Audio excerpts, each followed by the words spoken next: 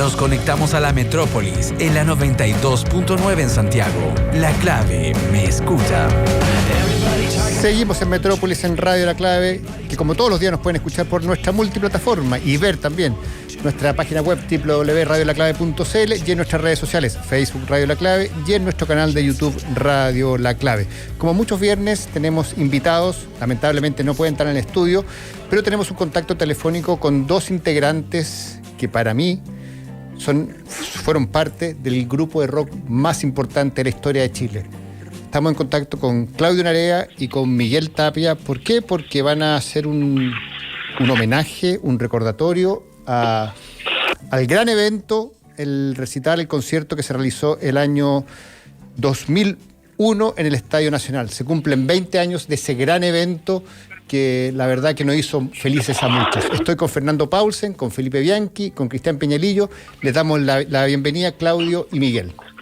Hola, ¿Aló? ¿cómo están? ¿Están juntos el parcito o están separados? No. Ah, claro. ¿Están con mascarilla? Cada uno en su reducto. Bueno, Estamos con mascarillas, eso sí. es verdad, el 30 de noviembre y el 1 de diciembre del 2001, cuenta la gente, yo era muy chico, así que no supe.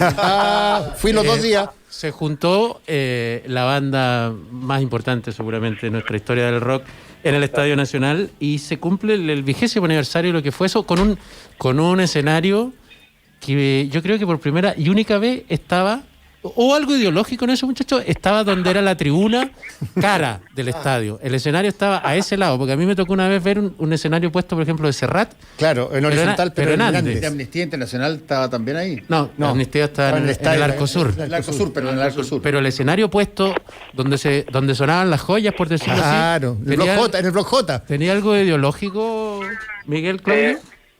La verdad, yo no me enteré. O sea, sabía que estaba en otro lado, en un lado poco habitual, pero yo no sabía esos datos que tú estás diciendo. Me recuerda lo de John Lennon. Sacudan sus joyas y todo eso. Claro. Yo creo que tenía algo de eso, porque ¿por qué iban a poner el escenario tan... Igual, capaz que haya cabido más gente si se ponía normalmente o en el sector sur o en el sector norte, pero bueno. O al lado izquierdo. Claro. Ahí, Depende de dónde entrara. sin duda. Claro. Bueno, y de esa jornada... Memorable, vibrante, porque pasaron casi 10 años desde la separación de los prisioneros hasta que volvieron a tocar en el Estadio Nacional. Van a pasar cosas en este 20º aniversario. Se va a reeditar, de hecho, en CD, en una remasterización, este disco, Estadio Nacional, 20º aniversario, pero que no es lo único que están haciendo. En un momento además muy especial para el país, ¿no? En un momento en que muchas de las cosas que ustedes cantaron están siendo de alguna forma, o parece que están siendo de algún modo realidad, y no solo en Chile, sino que por algo son himnos en Colombia, en Perú, en Ecuador. Qué manera de envejecer bien la música. Y en tantas partes. Cierto. No sé, contesto yo, tú, Miguel. Vaya. Dale, Claudio, dale.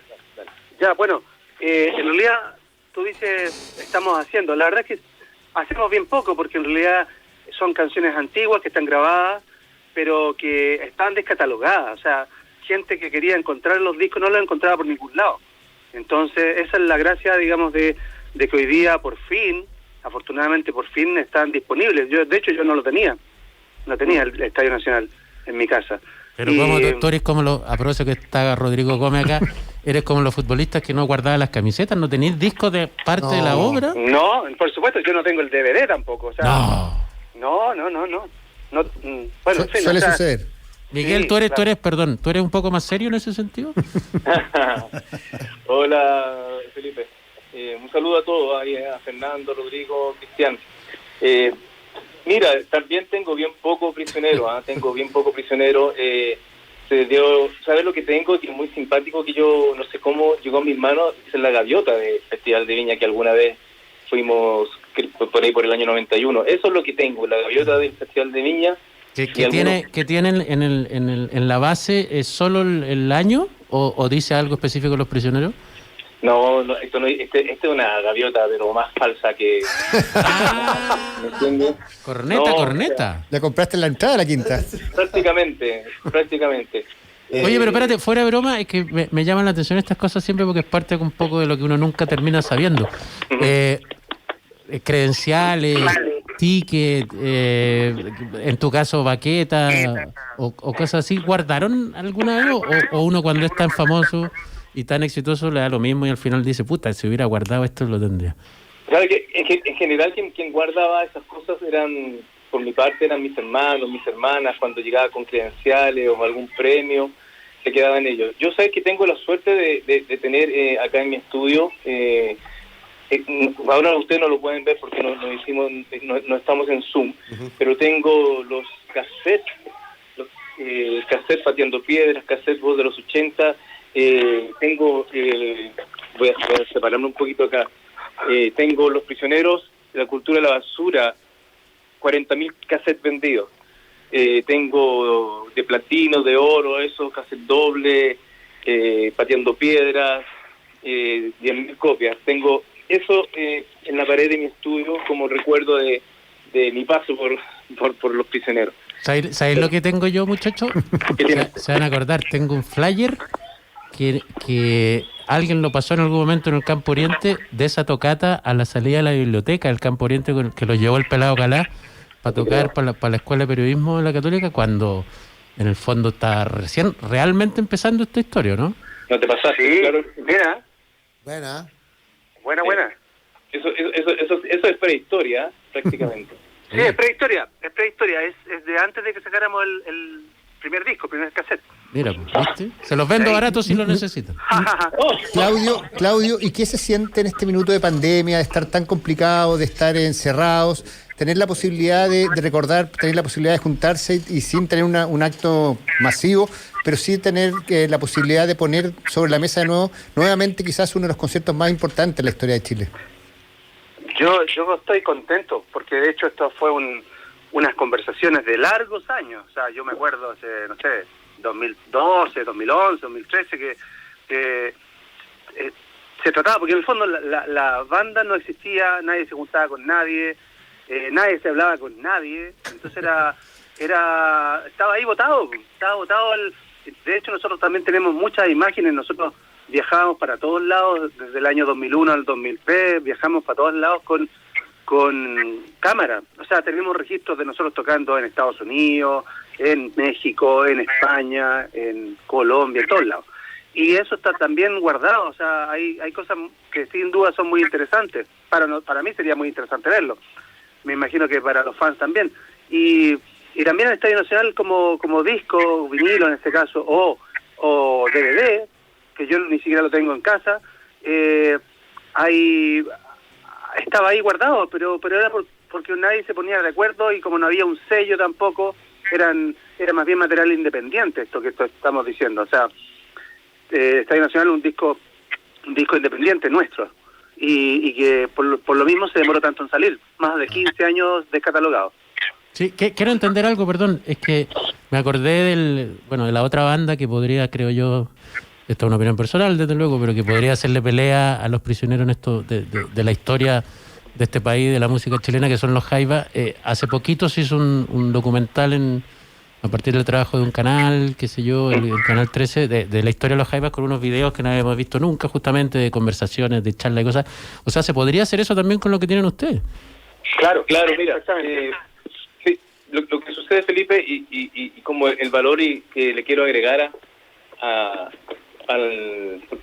propósito de esta conversación, es que estos dos discos, por ejemplo, hablemos del Estadio Nacional, eran discos, como bien dice Claudio, que no estaban para el público hace muchos años, estaban fuera de catálogo. Claro. Tan simple como que estaban fuera de catálogo. La Voz de los 80, el Estadio Nacional, después de que hicimos la reunión del Estadio Nacional grabamos dos discos, Los Prisioneros y Manzana. Todo ese material, para que se entienda, Felipe, ese material es nuestro en su totalidad. Sin embargo, Pateando Piedras, La Cultura de la Basura y Corazones pertenecen a un sello. Entonces, esos discos nosotros no tenemos mayor manejo sobre ese material, pero sí tenemos manejo sobre este material, el que se hizo en la época en que hicimos el Estadio Nacional, y el disco Los Prisioneros, primer disco, La Voz de los 80, es una excepción porque ese disco es del sello Fusión, que es del sello de nuestro eterno manager Carlos Fonseca. Entonces, por eso nosotros poder reeditar en este momento este material que estaba hace años fuera de catálogo, y a Claudio y a mí nos consta, mucha gente nos preguntaba durante muchos años, oye, ¿y qué pasa con esos discos? ¿Dónde están esos discos? Etcétera. Bueno, ahora se dio la oportunidad de que podemos sacar este material nuevo, este material que tiene sus años, pero que puede nuevamente estar en manos de los fans, de la gente que tenga curiosidad de conocer la música de Los Prisioneros. Mira, yo les voy a contar una historia de cuando ustedes eran guagua. A ver. Yo tuve el honor de ser el primer director de Teleanálisis y contratar a buena parte de quienes trabajaron ahí, incluyendo Cristian Galás, que tú lo mencionaste ya. ¿Qué más era? Rodrigo Moreno. No, había montones. El vicedirector original, hasta que yo me fui, era Augusto Góngora. Claro. Y el pelado Galás empieza de repente a decir en la reunión, oye, ¿sabéis que yo creo que deberíamos hacer un reportaje a unos cabros de San Miguel, Los Prisioneros? Ya pelado. Okay. De ahí, Ya, de ahí decían. Claro. Oye, próxima reunión, oye, yo creo que, fíjate que sería bueno hacer un reportaje a estos cabros de San Miguel.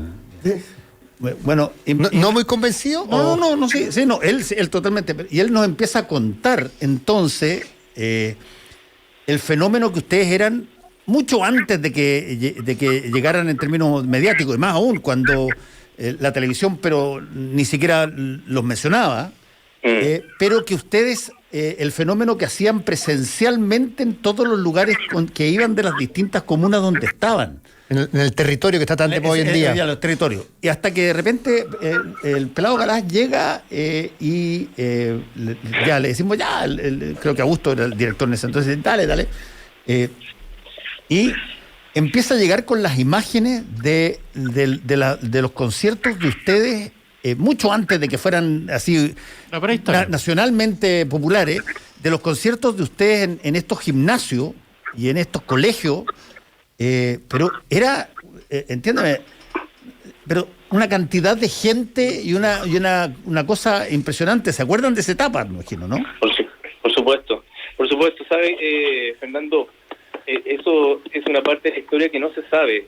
Nosotros desde un principio, al poco andar con la banda, al poco teníamos muy pocos shows, no conciertos, sino presentaciones, shows, llevábamos muy pocas, y al poco andar, empezamos a ganar una cantidad de fans y de adeptos y seguidores que era sorprendente. Y siento que nosotros de buena forma nos malacostumbramos a eso, porque cuando nos dicen, ¿y ustedes qué otros estadios llenaron? ¿Qué otros lugares llenaron? Bueno, nosotros por lo que es Perú, Ecuador y Colombia, llenábamos todas las plazas de toros. En Colombia en particular llenábamos todo, en Chile también. Siempre fuimos una banda muy masiva y desde muy jóvenes nos acostumbramos a arrastrar una cantidad gigantesca de público. Y eso, bueno, a uno lo llena de orgullo cuando a esta edad, sobre todo, a este camino recorrido, lo miras hacia atrás y, bueno, dices, sí, wow. Lo interesante, sí, es que si tú buscabas una equivalencia en la radio, o buscabas una equivalencia en los grandes festivales que habían, qué sé yo, no los encontrabas. Esto era una cosa casi que tú tenías que saber, oye, hay un recital de Los Prisioneros acá, allá, y te encontrabas con miles de personas, pero en los medios masivos no había nada, estaban totalmente segregados ustedes. Es Claro, cierto eso. Cierto. Y voy a dejar a Claudio, pero por eso era tan absurdo cuando llegaba la época del Festival de Viña, en aquella época, y nunca nos invitaban a Los Prisioneros. Era absurdo, si Los Prisioneros llenaban todo, sonaban en la radio y no iban Los Prisioneros al Festival de Viña, por darte un ejemplo. Entonces era muy contradictorio. Bueno, yo también lo único que puedo agregar es que fue un camino rápido en ese tiempo. El ascenso a ser conocido fue igual rápido, pero el año 84, antes de haber grabado el primer disco, nosotros tocábamos un montón y ya arrastrábamos mucha gente antes de haber grabado. Entonces, sí, eso es. Es lo que dice Fernando. Toda la razón. Claudio, cuando se vuelven a lanzar, digamos, obras que en algún momento fueron emblemáticas, la del Estadio Nacional fue triple disco platino, vendió más de 80.000 copias. Siempre se le agrega una cosita, una choreza, una cosa nueva, para además decir es la obra exitosa, pero tiene algo más. Entiendo que la del Estadio Nacional tiene agregado en el video, que también va a salir en video después, y en el disco Pa, que no estaba en la original, y en la voz de los 80 hay una choreza que, esto se lo quiero preguntar a Claudio, entiendo que el acetato del disco de vinilo es rojo. Con los años, contra lo que dice la lógica, ¿uno se pone más rojo? Buen punto, ¿eh? Buen punto. ¿Sabes que yo no sé si yo sea más rojo? Yo a veces ya, después de ver la decepción de la izquierda también, de como... ¡Eso! ¡Palazo! Claro. ¡Déjale! En la derecha no confío para nada, de hecho, pero en la izquierda, que prometieron tanto, tampoco. Entonces ya a esta altura...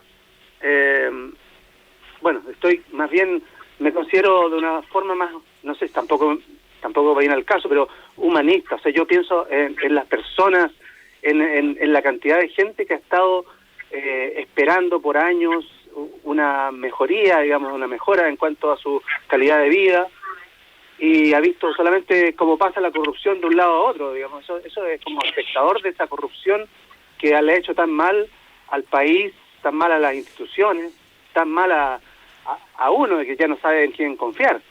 Ahora, es bien increíble, creo que fue Rodrigo el que lo dijo, como lo bien que ha sobrevivido esas letras y esa música, porque uno podría pensar, o seguramente ustedes en algún momento, como todos nosotros, pensaron que esa realidad de esos años, que se reflejaba también en sus canciones y en sus letras, pucha, ojalá iba a desaparecer luego, pero pasan las décadas, todavía calzan las canciones. Y no es necesario hacer nuevas canciones porque calzan las antiguas. Es verdad. O sea, de hecho, el baile de los que sobran fue un himno desde los años 80, pero volvió a ser recantada, reinventada nuevamente a través de las voces de la gente en las calles acá en Chile, en Colombia, en Perú, y estamos hablando de los países más cercanos donde fuimos más veces, pero en realidad en Bolivia también, en Ecuador también, en México nunca logramos entrar tanto, pero tenemos una gran cantidad de fans, y lo mismo en Argentina, donde nos escriben cada vez más desde Argentina. O sea, ha ido creciendo la fama de la banda en lugares donde nunca nos escucharon mucho. Claudio, tú decías que pasaron mucho tiempo, 20 años para que saliera este disco, y que conversaron mucho. ¿Esa era conversación de 2 o de 3? No, esa conversación finalmente se pudo hacer porque, bueno, Miguel puede contar más de esa historia, porque esa conversación no nos involucró mucho a nosotros. Tenía más que ver con otras personas también, como Carlos Fonseca, por ejemplo. Claro, lo que pasa es que, bueno, este material, como contaba adelante, que nos pertenece, nosotros ya el año pasado sacamos unas ediciones del disco Manzana, del disco Los Prisioneros, y también del Estadio Nacional en vinilo, claro. A través de las redes, de una plataforma que tal vez ahí ustedes la tengan, que es Planeta Prisionero. Sí, planetaprisionero.cl, sí. A través de esa plataforma nosotros hemos sacado este material que estaba absolutamente ahí, detenido en el tiempo. Hicimos nuevas ediciones, masterizaciones, y obviamente para hacer ese trabajo se le pidió el parecer a todos los que somos parte de la banda. Jorge él tuvo en su momento las carátulas de los discos, también incluso opinó de cierto orden de que él consideraba que podían salir los discos, uno antes, otro después. ¿Cómo decirlo? Hay una conexión, obviamente, para sacar este material que nos pertenece a los tres, en el fondo. Oye, ayer entiendo que se abrió ya la preventa para los dos discos. Contémosle a la gente cómo uno se puede acercar a los dos discos. Porque estaba hablando, puta, que era bueno el disco, puta, que lindo. ¿Dónde? Compren el disco. ¿Y qué hago? ¿Qué hago ahora para tener acceso? Bueno, está la plataforma que te comenté, www.planetaprisionero.cl, y también está en vinilospormayor.cl. Ahí entiendo que también se venden los discos, y en esas dos plataformas hay forma de averiguar por el material que ya se sacó el año pasado. Mira, el año pasado nosotros partimos con esto justo cuando fue el estallido social. Así que imagínate lo que fue el pie que nos pusieron encima con este trabajo, que lo veníamos en particular Carlos Fonseca y yo lo veníamos conversando hace, te digo, 5, 6, 7, 8 años atrás. Veníamos pensando, hay que ir armando esto de a poco, hay mucho material, Fernando, Felipe, ustedes están ahí, hay mucho material. Hay muchas grabaciones de nuestras giras, como dijo Claudio, por Estados Unidos, por toda Latinoamérica. Hay entrevistas, hay ensayos, hay un viaje maravilloso que nos invitaron una vez a recorrer toda la mina de Chuquicamata, que fue un viaje inolvidable. Estuvimos con los trabajadores, con los camioneros que manejan estas tremendas máquinas. Hay mucho material audiovisual que también está ahí guardado, y la verdad que yo personalmente, solo lo puedo decir, tengo muchos deseos que poco a poco ese material se vaya conociendo, porque finalmente esa fue la finalidad de grabar todo eso, que el día de mañana poder mostrárselo a la gente. Oye, ustedes tuvieron una vigencia pero grandiosa en un momento en que en América Latina, y particularmente en Argentina también y en otros países, el rock estaba también, pero tremendamente potente. Ustedes se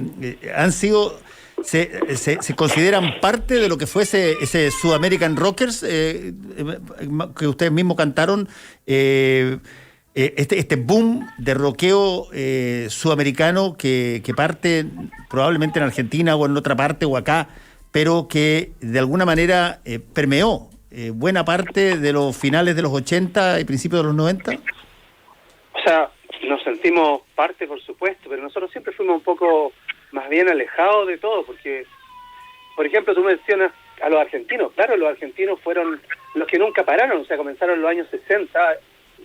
Me acuerdo, por ejemplo, Sandro hacía rock en sus comienzos, luego después Almendra, Sui Generis.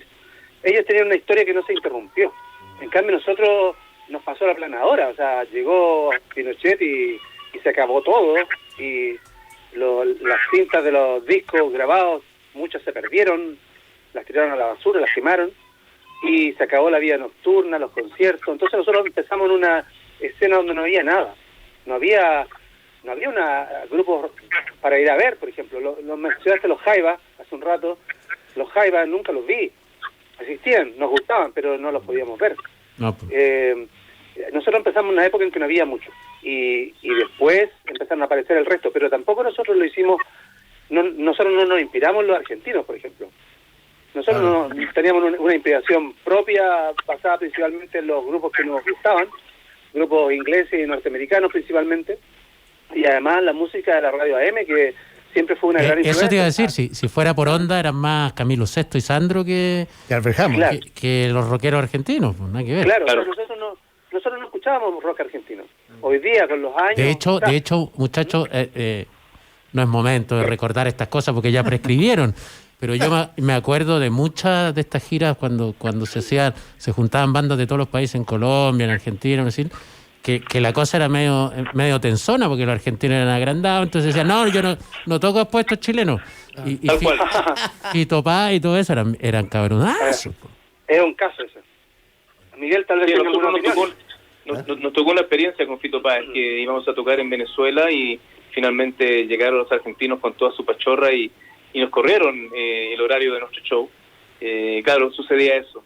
Pero como bien dice Claudio, Argentina nunca paró de hacer música, pero se dio una casualidad, digámosla de forma romántica, mágica, en donde Jorge, Claudio y yo comenzamos con esta banda, y paralelo empezó a reventar en Argentina esta nueva movida, Virus, Soda Stereo, los Abuelos de la Nada, una movida musical potente que se juntó justamente con la nuestra y se transformó en el rock latino. Increíble que quizás la más ideológicamente afín en términos de uso de herramientas del rock haya sido justamente la que menos acceso tuvimos los chilenos, que es la mexicana. La mexicana desde el trip adelante eran muy preocupados de letras con contenido social y otro tipo de cosas, pero aquí no nos llegaron nunca. Claro, es verdad. O sea, la música que suena no necesariamente es la mejor música, a veces es la que está más promocionada nomás. Sí. Acá no llegó nunca la música mexicana, efectivamente, como nosotros tampoco llegamos muy bien a México. Y a propósito que estamos recordando la experiencia del Amnistía en Mendoza. Amnistía en Mendoza. Sí, Amnistía fue un concierto impactante. Delante lo conversábamos con Claudio, con una radio emisora amiga, como dicen ustedes, se dice. No tenemos ninguna amiga. No tenemos Estamos peleados con todas. Somos amigos de No nos todos. quieren, Somos no nos amigos de quieren. todos. Sí, Muy bien me parece. Nosotros cuando viajamos, antes de tocar el tema de amnistía, viajamos a Argentina en una oportunidad de tocar, en los 80 estoy hablando, y saben que la tecnología, o sea, lo que nos llevaban los argentinos de adelantado de años era impactante. Acá en Chile nosotros en los 80 tocábamos como se podía. El escenario era regular, el sonido, los técnicos muchas veces no sabían dónde iba el plug, se iba aquí, dónde se metía este enchufe, dónde se prendía el equipo. Era muy, recién todo el mundo aprendiendo. Y paralelo a eso fuimos a tocar a Buenos Aires y a Córdoba, y era impactante como cuántos años de ventaja nos llevaba Argentina con respecto a todo lo que era parar una banda en un gran concierto con un equipo de productores, de roadies, de ayudantes, pero todos top.